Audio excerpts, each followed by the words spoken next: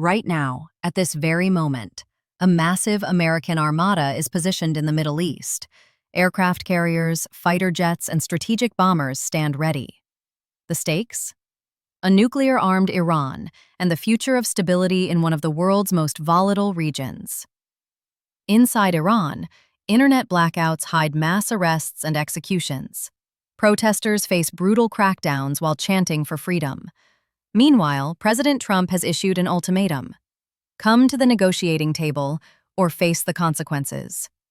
I'm bringing you an in-depth analysis of the mounting tensions between the United States and Iran, based on exclusive reporting from Fox News Chief National Security Correspondent Jennifer Griffin and insights from State Department Principal Deputy Spokesman Tommy Pigott. This is a story of military might, diplomatic pressure, and a regime on the brink. Stay with me as we uncover what's really happening and what comes next. Understanding the immediate threat.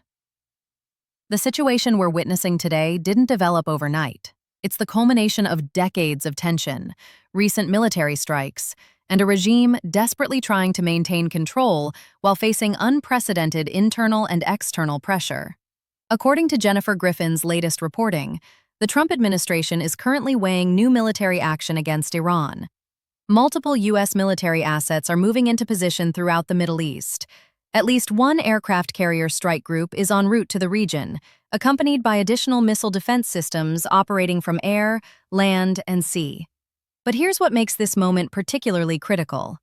President Trump has stated he's been presented with military options and favors action that would be swift and decisive while avoiding a wider regional war. This is a delicate balance, one that requires precision planning and careful consideration of potential consequences.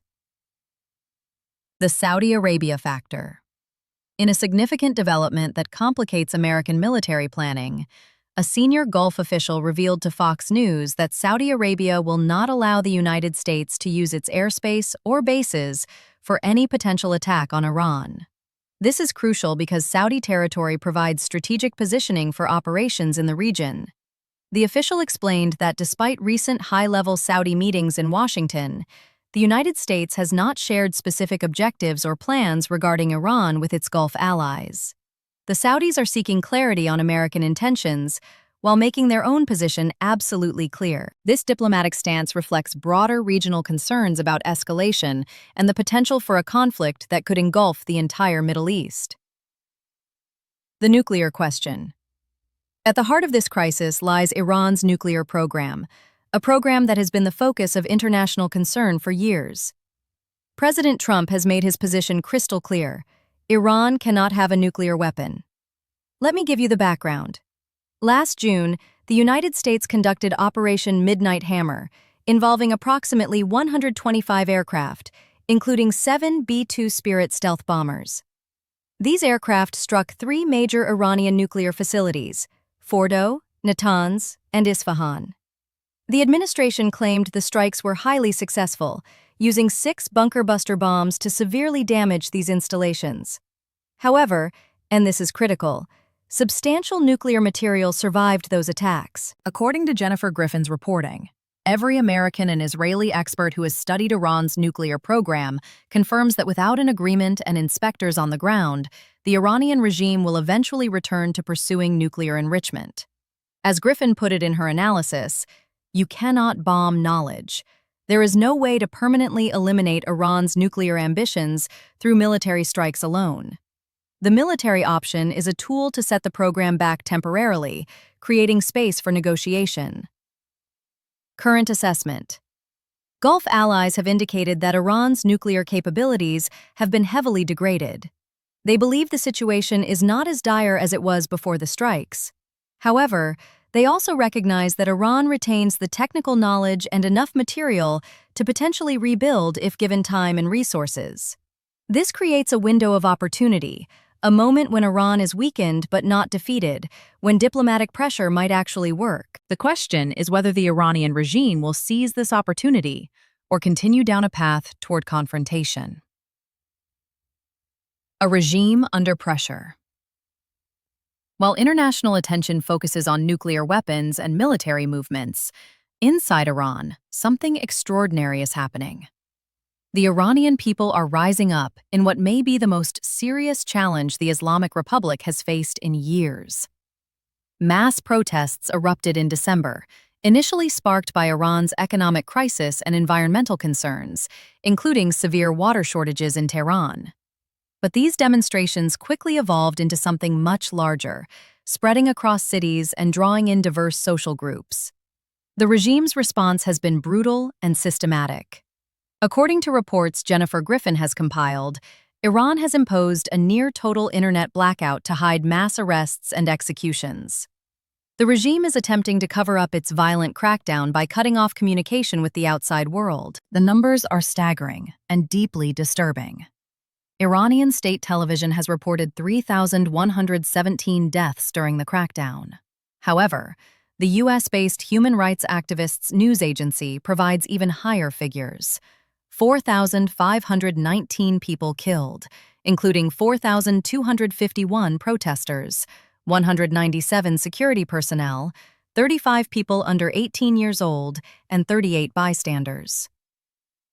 American response to the crackdown. President Trump has made the treatment of protesters a central issue in US-Iran relations. He's warned Iran's leaders against killing demonstrators or resorting to executions, making clear that internal repression is no longer an isolated domestic issue. The administration has backed up these warnings with concrete action. On January 30th, the U.S. Treasury Department designated commanders in the Islamic Revolutionary Guard Corps and Iran's Interior Minister, Eskandar Momeni, with new sanctions. The Treasury stated that Momeni is responsible for organizing domestic security services and overseeing law enforcement forces whose actions have led to mass killings, arrests, and forced disappearances. Maximum Pressure 2.0. State Department Principal Deputy Spokesman Tommy Pigott has outlined what he calls the administration's maximum pressure policy toward Iran. This isn't just rhetoric. It's a comprehensive strategy combining economic sanctions, diplomatic isolation, military deterrence, and support for the Iranian people. Let's break down the key components. Economic warfare. The administration has implemented waves of sanctions targeting Iran's financial networks. On January 23rd, the U.S. sanctioned 18 vessels in Iran's shadow fleet, ships used to illegally transport oil and generate revenue for the regime. According to Treasury Secretary statements, these vessels generate funds that Iran uses to repress its own people and fund terrorist activities abroad. Additionally, sanctions targeted Babak Morteza Zanjani, an Iranian businessman, and his two cryptocurrency exchanges based in the United Kingdom. One exchange, ZSEX, has processed an astounding $94 billion in transactions, including for the Islamic Revolutionary Guard Corps. Tommy Pigott explained the rationale. As the Iranian people protest 47 years of catastrophic economic mismanagement, the regime continues to choose funding terrorist militias abroad and its vast weapons programs over the basic needs of everyday Iranians. The people of Iran suffer from rising inflation, crumbling infrastructure, and shortages of water and electricity because the regime is squandering their wealth on its malign activities. Military posture. The military component of maximum pressure is unmistakable. The U.S. has surged forces into the region on multiple occasions. Earlier this month, an extra squadron of F-15E Strike Eagles deployed to the Middle East. Now, carrier strike groups are moving into position. According to Jennifer Griffin's sources, F-15 fighter jets and the USS Abraham Lincoln Carrier Strike Group are approaching the Middle East. Military planners have prepared options for President Trump that would be swift and decisive if he chooses to act. The diplomatic track. Despite the military buildup and tough sanctions, the administration insists diplomacy remains the preferred path. Tommy Pigott has stated repeatedly that Iran faces two clear options, a good option and a bad option. The good option involves Iran returning to the negotiating table, abandoning its nuclear weapons program, ending support for terrorist militias, and addressing the legitimate grievances of its own people. President Trump has indicated that Iran has called numerous times seeking to make a deal. The bad option is continued confrontation, more sanctions, potential military strikes, and international isolation. Pigott emphasized that under President Trump, there will be no meetings just for the sake of having meetings. Americans are tired of diplomatic processes where the only outcome is scheduling another meeting. The administration demands serious and continual movement toward concrete solutions. The Israel factor. Israel remains a critical player in this crisis. President Trump has spoken with Prime Minister Netanyahu several times in recent days. While the U.S. was not directly involved in recent Israeli strikes on Iranian targets, the administration was aware of the operations beforehand. President Trump stated clearly that Iran cannot have a nuclear bomb, and we are hoping to get back to the negotiating table. He referenced Iranian leaders who will not be coming back, acknowledging casualties among Iran's leadership from Israeli operations. The coordination between the U.S. and Israel demonstrates how intertwined these relationships are. The Trump administration has also replenished Iron Dome missiles for Israel in recent weeks, according to administration officials. Gulf Arab concerns. Gulf Cooperation Council states, while aligned against Iranian influence in the region, are wary of a major military confrontation. They've seen the devastation that regional wars can cause and are concerned about economic disruption, refugee flows, and potential Iranian retaliation against their own territories. The Saudi position on not allowing use of their airspace or bases reflects this caution. Gulf allies want clarity on American objectives and a clear understanding of how any military action would unfold and conclude. A senior Gulf official told Fox News that in their assessment, Trump administration strikes have heavily degraded Iran's nuclear capabilities, so the situation is different than before. They believe an off-ramp could be reached if Iranians do the right thing. The official expressed a vision for Iran's future. We want a prosperous country that supports their people. That's what we think we should all be doing. Iran has real economic potential, energy, a lot of talent in Iran and especially abroad who live in other countries. There's a way to get out of it, and Iran could be a very constructive actor in the region and important actor in the region. The human cost. It's crucial to remember that behind all the geopolitical maneuvering, military planning, and diplomatic negotiations are real people suffering real consequences. Inside Iran, families are mourning loved ones killed in protests. Others live in fear of midnight arrests. Internet blackouts prevent people from communicating with the outside world, or even with family members in different cities. The economic situation is dire. Inflation is crushing ordinary Iranians. Basic necessities are becoming unaffordable. Infrastructure is crumbling. Water and electricity shortages are common. Meanwhile, the regime continues to pour resources into its nuclear program, ballistic missiles, and proxy militias across the region, from Yemen to Lebanon to Syria to Iraq. Potential scenarios. As we assess the situation, several possible paths forward emerge. Scenario 1. Negotiated settlement.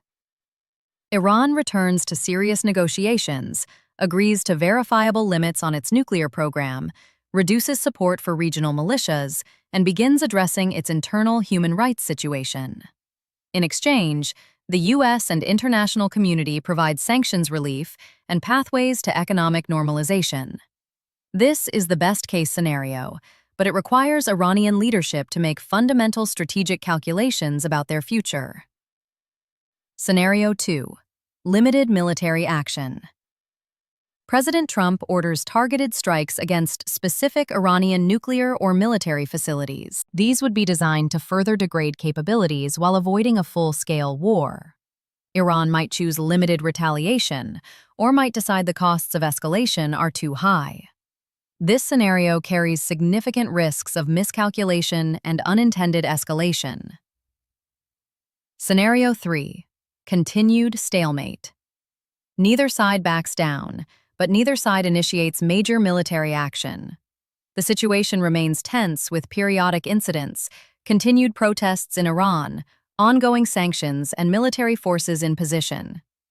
This is unstable and unsustainable over the long term. Scenario 4. Major escalation. This is the nightmare scenario.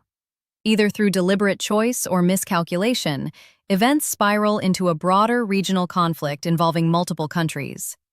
The humanitarian, economic, and strategic costs would be enormous. Key factors that will determine outcomes. Several critical factors will influence which path we take. First, the internal stability of the Iranian regime. If protests continue to grow and the regime's legitimacy further erodes, Iranian leaders may calculate they need an external enemy to rally support, or they may become more willing to negotiate to relieve pressure. Second, regional dynamics. How Israel, Saudi Arabia, and other Gulf states position themselves will significantly impact what options are available to the United States. Third, international support or opposition.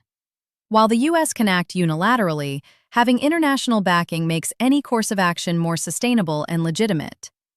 Fourth, and perhaps most importantly, decisions made in Washington and Tehran. Will President Trump's preference for swift, decisive action lead to military strikes? Will Iranian Supreme Leader Ayatollah Khamenei authorize genuine negotiations or continue on the current path? The stakes. What we're witnessing is a defining moment for the Middle East and for U.S. foreign policy. The decisions made in the coming days and weeks will shape the region for years, possibly decades. A nuclear-armed Iran would fundamentally alter the balance of power in the Middle East. It would likely trigger nuclear proliferation throughout the region, as other countries seek their own deterrence.